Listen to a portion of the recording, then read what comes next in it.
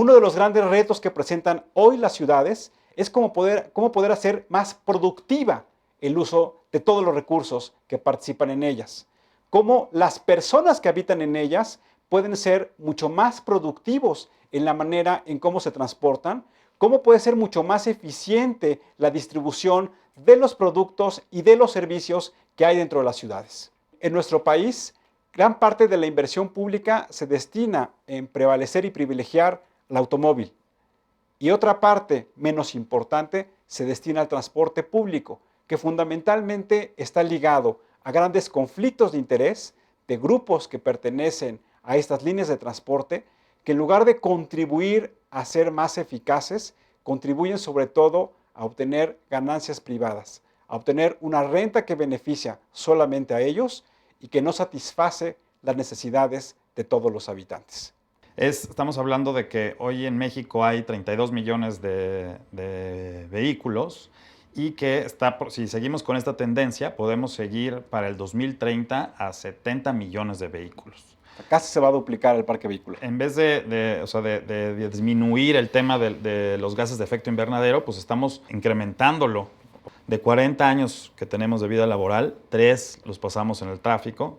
Y en la Ciudad de México se pierden 3.3 horas hombre diario. Presentan, por ejemplo, que al año se gastan 13,000 pesos en las personas que utilizan el transporte público, en trasladarse a la zona de Santa Fe, y 25,000 pesos al año lo que utilizan el automóvil.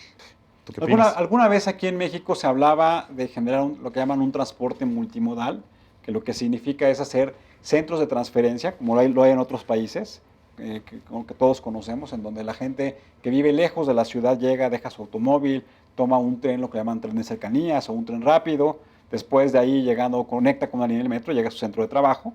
Y me parece que eso podría ser algún elemento en donde si existieran estos centros en donde puedan la gente recibir sus vehículos, pues que claramente estuvieran los autobuses, por ejemplo, afuera de las principales líneas del metro, y que eso llevara a que en lugar de que tuvieras a 100 empleados transportándose en 100 diferentes automóviles, pues al menos en un autobús. Y eso lo que contribuiría es a un uso mucho más eficiente de los recursos. Hemos invitado a CTS Embark a través de su directora ejecutiva, Adriana Lobo. Adriana, gracias por acompañarnos. Buenas noches. Un gusto, Tulio. Un gusto estar contigo y también con tu auditorio. ¿Qué significa para ti ser un buen ciudadano? A mí un buen ciudadano es un ciudadano que, aparte de cumplir con la legalidad, me parece que el tema de la legalidad es esencial, es activo en buscar mejoras de donde vive, en su ciudad, en su comunidad y en su país. ¿Cómo nace CTS Embark y cuáles son los principales proyectos que han realizado? Bueno, nosotros empezamos ya hace 12 años y empezamos haciendo Metrobús. Queríamos un sistema de transporte que pudiera reordenar los micros. Se consigue colocar el carril, se consigue ordenar y transformar 353 microbuses en autobuses, en su momento en 80 autobuses articulados. Hay una forma operativa, hay un control, hay una forma de recaudo y empieza a tener una organización mucho mayor. Un poco víctima de su éxito luego, la verdad está lleno, ¿no? Pero ha sido un proyecto que hemos podido medir de manera precisa y científica reducciones en dióxido de carbono, reducciones en accidentalidad y muertos de tránsito, reducciones en tiempos de viajes, principalmente en los primeros momentos de operación. Luego empezamos a trabajar agendas mucho más amplias de movilidad, que tienen que ver, por ejemplo, que también tenemos que poder andar en bici en la ciudad, que tenemos que caminar cada vez más de nuevo porque hace bien para nuestra salud. Tenemos que dejar el auto, tenemos que ver que su uso sea más regulado porque es la única manera real para bajar la congestión a lo largo del tiempo. Y finalmente el tema del desarrollo urbano, que es mucho más amplio, cómo la forma de la ciudad y la manera que se desarrolla influencia el tiempo que nos tardamos en trasladar. Y finalmente, en los últimos 2 años estamos trabajando ya como parte de un programa de ciudades sustentables del World Resources Institute, que es nuestra institución maestra, y bueno, ya tenemos una agenda bastante más amplia en términos de energía y sustentabilidad, cambio climático en las ciudades. En CTS Embark, ¿cómo están imaginando el futuro de las ciudades? Entonces son ciudades mucho más compactas las que tenemos que hacer, ciudades en que esté más mixto el uso. No queremos industria pesada a un lado de nuestra casa, pero podemos convivir con oficinas, podemos convivir con comercio, y esa mezcla nos da una mucho mejor ciudad. Y luego, ¿con qué estructura, no? ¿Con qué hueso? ¿Con qué sistema circulatorio vamos a alimentar a esa ciudad? Y ahí es donde el transporte tiene una función realmente muy estructurante en la vida de las ciudades y te permite conectar, o sea, hacer una actividad de tu trabajo, te permite estudiar. El transporte es como una función auxiliar, pero cuando lo diseña sí está diciendo con los huesos sobre o la todo el sistema circulatorio que necesitas para alimentar bien de actividad tu ciudad. ¿Cómo podemos alinear en una sola visión, como tú lo estás planteando, la participación del gobierno federal con los gobiernos locales? Porque muchas veces parecen que van en sentidos contrarios. Los programas federales hoy tienen una importancia inmensa en cómo las ciudades se alinean para hacer proyectos. Luego hay un segundo nivel que es el nivel de gobierno estatal, que parecería que no, pero en transporte, por ejemplo, es fundamental, porque el transporte público en México está en el ámbito estatal. Entonces, si queremos mejorar transporte público, los programas federales, por ejemplo, hoy existe en el Fondo Nacional de Infraestructura el Programa de Transporte Masivo, y los principales que tienen que aplicar tienen que ser los gobiernos de los estados, en concertación con los municipios. Pero si los municipios quieren irse en los estados, en general no pueden porque no tienen la atribución. Entonces ahí hay que hacer políticas públicas importantes. Por ejemplo, la Ciudad de México con su nueva ley de movilidad, en muchos casos está saliendo a nivel estatal. Entonces hay una concurrencia que no es igual en todos los estados de la República, que es estatal y que es municipal, pero principalmente sí tienen que estar alineados tanto en cómo va, o sea, no puede uno decir, dale prioridad a los autos y otro, dale prioridad al peatón, o no debería de ser. Debería estar más alineada la política. Es un trabajo que hay que hacer estado por estado, luego que es bastante trabajo, y poco a poco ir alineando visión, política, instrumentos, recursos, y ir haciendo realmente realidad una nueva ciudad en que podamos vivir mejor y circular mejor. ¿Por dónde empezamos? ¿Y cuál es el rol que debemos jugar los ciudadanos para hacer ese sueño realidad? Mira, yo creo que la primera es tener cada vez más información y ser un ciudadano mucho más informado y con una capacidad de opinión basada en hechos. Yo creo que eso es súper importante para un ciudadano. Y ahora que hablemos de reglamento de tránsito de la Ciudad de México y muchos otros, vamos a ver cómo luego opinamos con muy bajito conocimiento de por qué se están haciendo las cosas, por qué son estas medidas y qué hay que pedir al gobierno. Creo que el siguiente que tenemos que vigilar como ciudadanos es cómo se usa el dinero público. Porque sí, en el discurso ya muchos decimos, sí, tenemos que dar prioridad al ciudadano y a la bici y al transporte público. Pero cuando uno va a mirar los planes de inversión de gobierno, no está así. La gran cantidad de recursos se sigue destinando al auto. Entonces, como ciudadanos tenemos que estar vigilando que los proyectos, o sea, claro, que no sea un sueño. Para hacerse realidad hay una gran vigilancia ciudadana en que se vaya cumpliendo el uso de recursos y finalmente que se den los proyectos. ¿Cómo podemos articular de que haya una mayor inversión hacia el transporte público que genere incentivos virtuosos para que el ciudadano común y corriente que hoy está invirtiendo y gastando en su automóvil pueda privilegiar el uso del transporte público? Cuando tú tienes problemas de circulatorio, ¿qué te hace tu médico, no? O sea, tienes tapadas las venas que llevan al corazón. Pues te las tienen que destapar. Y después, ¿qué te ponen? A dieta. No puedes comer grasas. Y no te hace mucha grasa no comer grasas, ¿no? No poder comer tu carnita. Igualito, nuestras ciudades tienen que entrar en dietas de carros. ¿Sí? O sea, tenemos que usar menos nuestro automóvil y esa es realmente la manera que vamos a poder usarlo mejor cuando lo decidamos o podamos usarlo. Y que en general, si tenemos buenos sistemas de transporte público, podamos andar en bici, caminar, en el conjunto la circulación va a ser mejor. Vamos a gastar menos tiempo y menos recursos. Pero nadie quiere entrar en dieta y somos bastante mal disciplinados para andar en dieta. Nosotros creemos que nuestro derecho innato por la ciudad nos da el derecho de circular con el auto todo el tiempo sin que nadie nos cobre nada y de manera irrestricta. Y eso no es así porque la vialidad y el espacio de la ciudad es un bien finito y es un bien escaso. Y cada vez más en los países desarrollados lo que se está haciendo es que el recurso que se va recibiendo, por ejemplo, en el centro de Londres, de cobrar un precio por entrar al centro, ese recurso se va a un fondo y este fondo se destina a transporte público de manera transparente y esa es la manera en que se va financiando las mejoras de transporte público. Podemos tomar decisiones mucho más sencillas como cada vez más invertir en transporte público. Hay muchas veces que como quien lo opera es el sector privado, son los transportistas. Pensamos que no se debe invertir porque estamos solo privilegiando al privado que lo opera. Sí hay que tener mucho cuidado de no financiar o de no dar subsidios a la mala operación o a la falta de efectividad, pero al tiempo sí hay que invertir mucho más en transporte público, en tener metros, trenes, carriles de metrobuses, paradas fijas, que el que quede en la parada esté bien protegido y que se tenga un cálculo y se sepa cuánto se usa para dar un servicio de calidad y se elijan métodos para que financieramente el sistema sea sustentable. Entonces es un gran estudio y son grandes temas que hay que ir abordando poco a poco. Déjame utilizar tu ejemplo.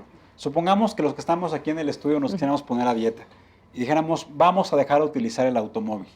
La primera pregunta que tendríamos que hacernos en las horas pico, los que hemos usado el transporte público, claramente sabemos que la frecuencia de los autobuses, de los microbuses, que del metro, no es la suficiente.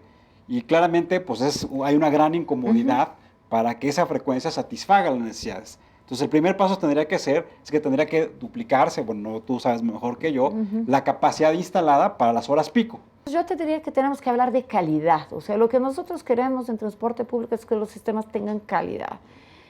Y cuando preguntamos a la gente qué es calidad, la gente la define como algo mucho más subjetivo de lo que pensamos como ingenieros de transporte. La gente dice, mira, lo primero que quiero es seguridad, porque tiene que ser desde tu casa, que puedas caminar por una banqueta y estar seguro, o sea, que haya luz, que puedas llegar tranquilo a una parada, que puedas tomar tu bus con mejor frecuencia, sin duda, que el chofer maneje bien, o sea, que no vaya echando carreritas.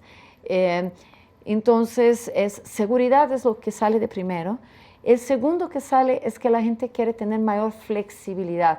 O sea, si yo voy a un lugar y quiero cambiar de idea, que yo pueda tener un transporte disponible. Y finalmente están los temas de optimización de tiempo y tal. Entonces, hay que pensar el usuario como un cliente de un sistema que se tiene que atender bien y dar mejor calidad. Más de 10% de los viajes de la ciudad son bien cortitos, son menos de 8 kilómetros. Entonces, de pronto, cuanto más gente usa bici, más gente ve que la bici sí es una alternativa viable para la ciudad. Puedes caminar a veces, es que hay gente que va 500 metros en carro, o sea, eso también puedes hacer por tu ciudad. Sí, claro. Elegir recorridos cortos a pie. Creo que como empresarios tenemos tarea, porque la gente que ve, o sea, si yo ayudo a mis empleados a organizarse, una empresa de 500 personas, si yo ayudo a que se encuentren esos vecinos que pueden ir juntos, estoy ayudando a que eso pase. En algunos casos en Santa Fe las rutas empresariales se puede dar más. Entonces yo creería que para cada viaje que haces, no vas a pensar en cada caso, pero de vez en cuando le echas una pensadita y piensas que sí tienes un poder de contribuir importante como buen ciudadano. Una de las tendencias en mejorar los sistemas de movilidad tiene que ver en cómo se mejoran las pautas de comportamiento de los ciudadanos, en este caso los automovilistas. Y un ejemplo es el reglamento de tránsito de la Ciudad de México, que pareciera ser que hoy se visualiza más como un tema recaudatorio que como un tema que permita ordenar de manera mucho más adecuada y hacer mucho más eficaz el uso de la movilidad. ¿Qué nos puedes platicar al respecto? Bueno, primero que el reglamento de tránsito es un avance de primer mundo, como muchos dicen. Y si nosotros aspiramos a ser de primer mundo, lo primero que hay que hacer es que la regla sea de primer mundo. Está comprobadísimo y yo te daría un ejemplo. O sea, el ciudadano mexicano es un ciudadano de primer mundo cuando cruza la frontera de México. Se porta de una manera en Tijuana y cruza la frontera y se porta diferente.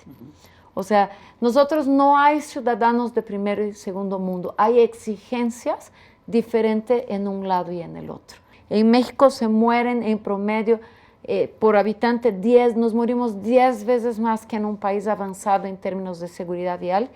El principal avance de ese reglamento es atacar de manera frontal los temas que ocasionan mortalidad alto. Si yo quiero que mi hijo sea un ciudadano que tenga 10 veces menos probabilidad de morir, así como lo tiene el hijo de una persona en Dinamarca, yo tengo que permitir y apoyar que circulemos más lentamente en esa ciudad. Son las recomendaciones de la Organización Mundial de Salud después de estudiar muchos casos de cuáles deben de ser la verdad. Nos parece muy poquito porque estábamos acostumbrados con otra cosa, pero te puedo decir que son las velocidades que se practican en otros lugares y es adecuado. Entonces tenemos que pedir, 1, el reglamento debe quedar. 2, tenemos que ser los buenos ciudadanos de cumplir la ley y que si nos equivocamos, pues nos toca pagar la sanción y no dar mordida, porque la corrupción es de 2, siempre. ¿No? Entonces yo decido dar mordida y no pagar la sanción. Y sé que la sanción es dolorosa, pero también, el primer momento hay un pico y en todo lugar hay en que hay mucha gente que se equivoca en la aplicación del reglamento y parece medida sancionatoria, pero pasa un año y todo el mundo ya aprendió y ya no es tan bueno así en la medida en términos de recaudación. Eso no es cierto. La gente aprende y no pasa a no ser tan interesante. Sí sigue siendo, tiene valor recaudatorio, pero no tanto al paso del tiempo. Platícame cómo podemos eliminar estos elementos, este círculo no virtuoso del transporte público-privado. Lo primero es la aplicación correcta de la ley a todos. Pero el segundo es tener conciencia de que el transporte público, el sistema está diseñado para incumplimiento o se ha evolucionado de tal manera en que hay muchos concesionarios individuales que hoy rentan su auto o su vehículo a alguien que presta servicio. Esa persona el chofer tiene que primero pagar la cuenta, luego lo que le queda al chofer como su ingreso. Entonces él tiene todo el incentivo a salir corriendo como loco y tener todos los pasajeros arriba que pueda, porque de eso depende su ingreso.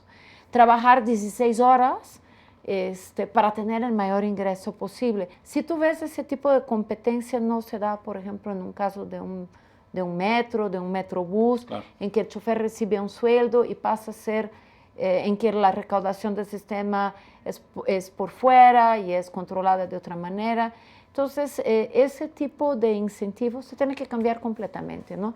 Tenemos que llegar a pensar que el sistema mismo y la organización del sistema tiene que cambiar en el tiempo, y sin cambiar la organización y de los incentivos económicos como están hoy, no es posible pensar que el chofer, por mucho que lo persigas y lo sigas, si su ingreso depende de eso, él siempre va a tener un incentivo muy grande para incumplir todo lo que sea para traer el alimento a su casa. Entonces, creo que hay que dar un ambiente de negocios y de organización mucho mejor.